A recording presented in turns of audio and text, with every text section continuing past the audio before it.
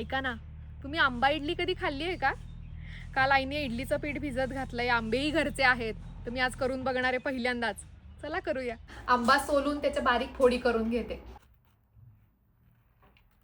हा एवढा एक आंबा 8 इडलीच्या पिठासाठी पुरतो आणि आंबा जितका गोड आंबट असेल त्याप्रमाणे तुम्ही त्याच्यामध्ये साखर घालू शकता, गुळ घालायचा नाही. एका आंब्याच्या ह्याच्यासाठी 4-5 चमचे साखर घालणार आहे. थोडं ओलं खोबरं घालते, केशर घालते,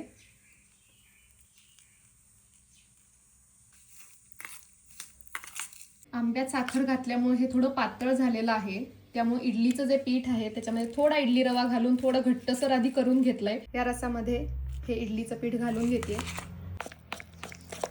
इडली पात्रामध्ये हे मिश्रण घालून साधारण अर्धा तास वाफवायचं.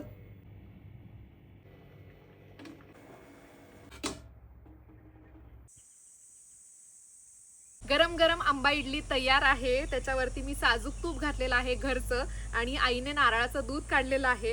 तर आता मी ही आंबा इडली ह्याच्यामध्ये अशी बुडवून खाऊन बघते.